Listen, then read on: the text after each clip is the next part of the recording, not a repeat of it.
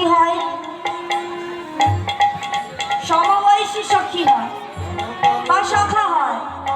আবার বয়স জ্যেষ্ঠ মানে বয়সের থেকে বড় হয়, আবার বয়সের থেকে কম কম বয়সীও সখা সখী হতে পারে, আবার এক অন্তরঙ্গা সখী হতে পারে যে প্রাণের প্রিয়, সেই সখা সখীও পাওয়া যায়। তাই রাধারানীর সব থেকে অন্তরঙ্গা সখী হলো ললিতা। এই ললিতা বারে বারে কোলে তুলে নিয়ে বলছে, ধনী রে তোরা যেমন কেনই অবস্থা আমাকে কি তুই বলতে পারিস, কিন্তু ধনীর যে বদন দিয়ে কোনো শব্দ হচ্ছে না, তাই বারে বারে বারে বারে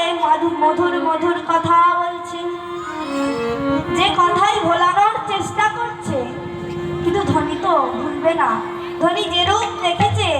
সে রূপ মুখে বলে বর্ণনা করা যায় না, সেই রূপ এমন দেখেছে।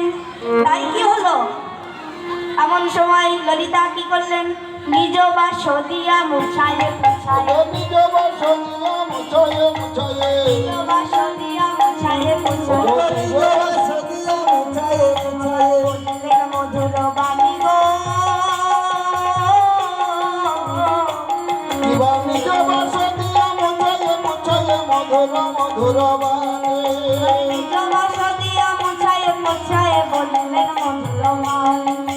নিজ বাস দিয়া মুছায়ে মুছায়ে মধুর মধুর বাণী। বারে বারে মধুর কথা বলছে, আর বলছে ধনী রে আজ কেন ধনী হয়েছ এমনই কহ না, ওগো